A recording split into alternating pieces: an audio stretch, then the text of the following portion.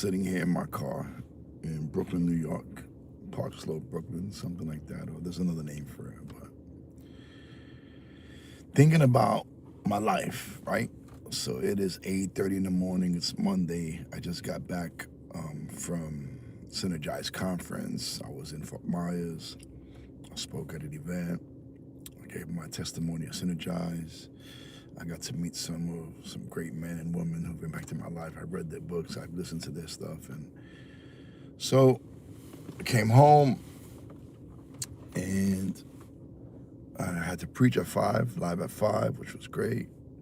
Then I had my home group. One of our members celebrated 30 years, long time. My family showed up. Saw my son-in-law, saw my daughter, my dogs, my wife.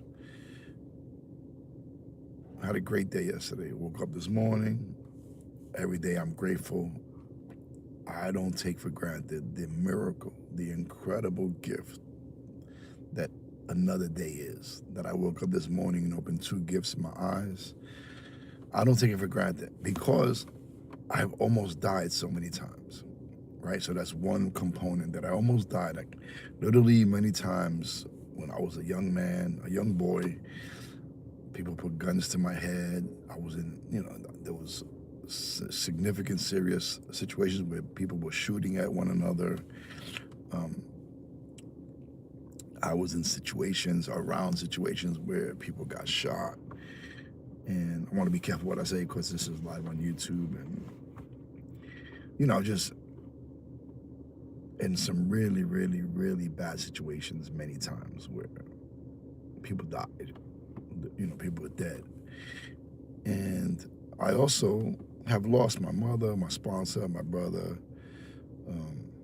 my son Ryan, my son Joseph, a lot of death. So I understand grief and mourning, and because of what I do, I have had to speak at many, many, many funerals. So life is precious. I'm grateful for it. I don't take it for granted. I try to be very mindful of the gift of another day, that I can breathe, that I can get out of bed by myself without the help of anyone else, that I have clean running water, that I have working plumbing. I'm very grateful. I've been in places that don't have plumbing, that don't have clean water. You can't drink it, no electricity. And so I'm very, very, very aware and grateful for the blessings that I have in my life. I have a car, it's warm, I have a jacket, I have a pair of boots if I want to wear a pair of boots, or I have 3 coats depending how cold it is. So I'm just really blessed and I'm grateful. And I remember there was a day I was in Naples, Florida, and I was consumed with guilt and shame, remorse. I hated, I was self-loathing. I don't know if you ever done some things that really, really, really made you feel dirty and ashamed, and the devil was all over me. I don't want to be here no more. You should kill yourself. You should kill. I had a gun on the table, and I thought that day that my life was going to be over. I was going to end my own life. So I didn't end my life, thank God. I've learned that many people like myself find themselves in a temporary situation. It's temporary. It doesn't seem temporary. Trust me, it seems like it's dark, it's cold, it's lonely, there's despair, there's no hope. It's all, and I don't want to be here no more. Right? I don't want to be here no more. And I remember that day I was gonna take my own life. And by the grace of God, I did it, right? Obviously I'm here. But that day was one of the darkest moments of my life. And I've had many dark moments. But that day was one of the darkest moments of my life. I had no hope, despair, self-loathing. I hated myself. I was disgusted with myself. I couldn't believe that my life was where it was at. I had a lot of anxiety, a lot of depression, a lot of stress, and I thought about ending my life. But I didn't, thank God. And I sought help. If you are in a situation where you feel like you don't want to be here no more, like life sucks, like this is too much, I can't take it no more, what is this all about? Many times I've heard people say, my family would be better without me. That is not true. That is not. Your family loves you. I don't know what situation you're in. I deal with people who are addicted to drugs, who've gambled all their money away, who've done relapse, mental illness, mental health. I deal with people from all types of, and your family wants you to get help, and your family loves you. No matter, even though they're hurt, they're angry, they're tired, they love you. And so please get help. Reach out for help. Call somebody. The devil is a liar, and it's a temporary situation. And suicide is a permanent decision to a temporary situation. Please don't do that. Get help. Reach out to me. DM me. So I was gonna kill myself that day, and I was, and it wasn't as I was thinking about it. I was, thinking about it and planning. And I don't want to be here. I don't want to be here. The devil was, I don't want to be here. Life sucks. This is, and just on me. But I didn't do it. Obviously, I'm here. I was like 3 years clean, maybe. I was clean, but I was crazy. I was clean, and the defects, I was clean, and I was chasing and addicted and a slave to instant gratification in whatever form I can get it. I wasn't using drugs or alcohol, but I was using everything and anything else to take me outside of myself, to make me feel some type of instant gratification. And in doing so, I created a lot of shame and guilt and insanity and unmanageability because the defects. The drugs made my life unmanageable, but being clean and doing the recoveries, I wasn't doing recovery, but being clean and making meetings and acting out on all these character defects made my life unbearable. And so I got into that dark place where that's what self-will does, right? Self-will, instant gratification, lying, cheating, manipulating, trying to fix, manage, and control everything and everyone, not caring about nobody but myself. I was caught up, like I was with the drugs, very similar. I was caught up with instant gratification. I was caught up with just chasing things that were not good and doing things that were very hurtful to myself, but without the drugs and alcohol. So I almost killed myself, and I didn't, but that was like my bottom. And I knew at that time that I needed to do something different. I was doing step work. I was doing service. I was doing meetings. I was sponsoring people. I was part of the area service. I was doing a lot of 12-step recovery stuff. But what I wasn't doing was allowing a higher power. I wasn't allowing God in my life. And that was like the missing link. I knew it was the missing link, but I had so much religious prejudice and spiritual abuse and trauma. And I went through some significantly bad things as a little boy in a church basement. And the devil was using my trauma to keep me from surrendering to that which I knew I needed the most. And I knew I needed God, but I wasn't open. I wasn't willing. I was willing to try things, but I didn't want Jesus. For sure, I didn't want Jesus. I wasn't going to church. I wasn't reading the Bible. Anybody, anything but Jesus. And that was just how it was for me. My trauma, my cynicism, my resentment, my brokenness, the disease, the devil. I just was not open to Christianity. And I did a lot of other things, but obviously, I became a Christian through my suffering, through my pain. Jesus Christ was the last thing that I tried, and the first thing that worked when it came to my behavior issues, my destructive patterns, character defects. I was losing my mind clean. It's interesting and sad that someone like me could be going to meetings every day, doing service, sponsoring people, taking phone calls, helpline area. I was doing a lot of recovery things, but my defects. It was like living a double life. Making meetings, doing service, and then leaving the meetings and acting out and acting out and acting out and acting out and acting out.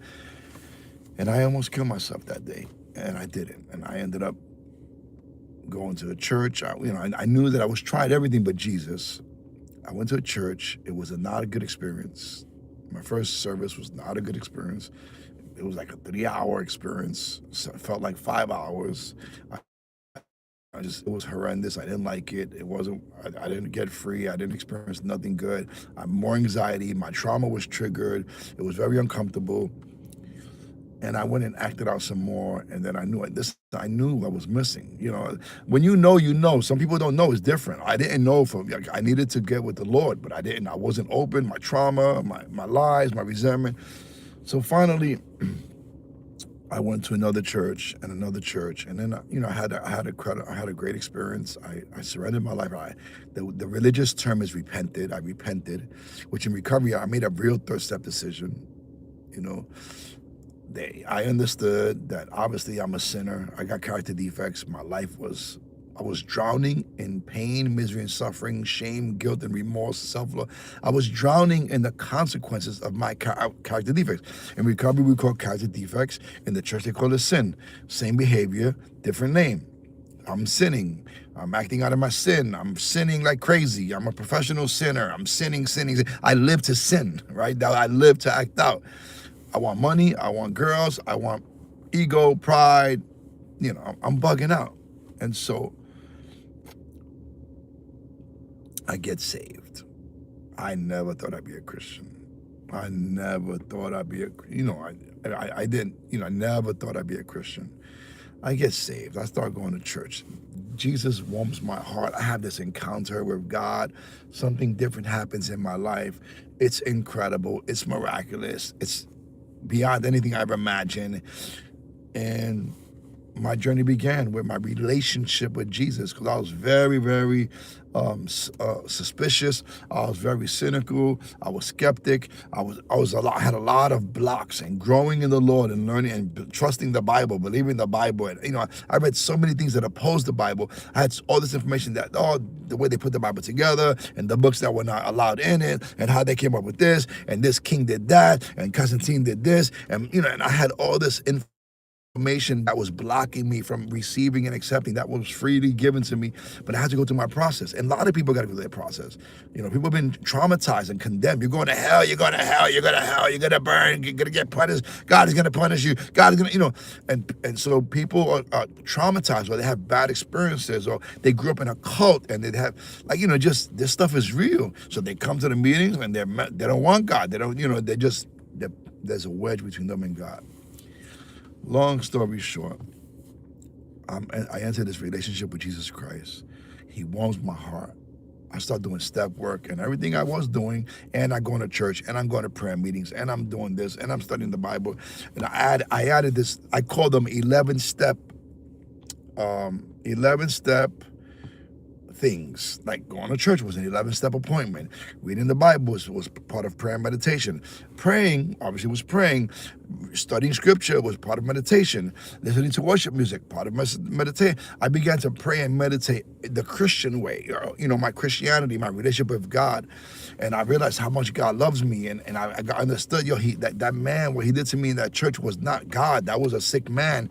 And, my grandmother and that it was just people. I was misinformed. I misinformed people. And the devil was at work blocking me from God, and the trauma and the demonic influence that occurs, and the demonic possession that can occur when somebody is traumatized in different ways. And I had to learn a lot of different things that, there was so many blocks and hindrances between me and God, and I was able to work on them. And because I worked on them, I was able to experience freedom from these behaviors that I never thought I would experience freedom from. And I was able to forgive myself, experience the forgiveness of God, and he cleansed away all my shame and all my guilt. And when you're drowning in shame, when your psyche is messed up, when you're broken inside, when you hate yourself, when you have all these mental issues. I was diagnosed by a psychiatrist with different things and given medication, and so God began to do a work in my life that I didn't know. I thought it was just religion. I thought you just go to church. Don't sin. No, it's not that. It was a relationship where God loves me. I'm singing songs about his grace. I'm understanding. I'm experiencing the presence of God. I don't know if you ever experienced the presence of God, but I experience it almost every day. Because it's not about goosebumps, feel all these goosebumps or whatever. That's nice, and my hair standing, and I feel good. That's beautiful, but it's deeper than that. It's an internal connectedness of feeling the love of God, the grace of God, the acceptance of God, that God God received me and God chose me and God loves me, and I don't gotta jump through religious hoops. I don't gotta be perfect. He loves me perfectly and completely right where I'm at. And because of his love, I want to change. I want to grow. I want to represent him well. Not because of rules, not because of religion, not because anybody's watching I'm not trying to put, this is not performance based, which is, that's the big deal. Everything is performance based. Jesus he did it already for you. He died on the cross for you, Raymond. He rose from the dead. He already chose you. He already gave you grace. All you got to do is receive it and walk in it as you grow in your relationship. Because another trick that is religion is one of the biggest tricks. Religion is not relationship. You can be very religious and not have the relationship with Jesus. And you can tell by the love or the joy or the compassion or this humility of there's a way to tell. True spirituality looks like something, feels like something, smells like something. You can experience true even though spirituality is invisible, it's visible in the person, in their character, in their compassion, in their love, if they're humble, if they're arrogant, if they're self-serving, if they're self-seeking, if they're, you can tell what bothers you. You can tell how spiritual you are by why does that bother you? That doesn't make, that you're totally powerless over that. Why are you putting mind to that? Why are you letting, and true spirituality, you experience levels of peace and joy and love and compassion, self-control. And there's things that show evidence that I'm growing in my relationship with God. You can be very religious and know all the Bible and know this and know that, or whatever religion you're part of, and be cold and bitter and arrogant and judgmental and critical. I didn't want to, I wanted freedom. I'm in recovery, happy, joyous, and free. Peace of mind, and no, the insanity is unnecessary, and we do recover. You don't have to act out in these defects, even if you want to act out. Just like the drugs, you don't ever have to use a drug again, even if you want to use. You can want to use and not use. That's a miracle for a drug addict.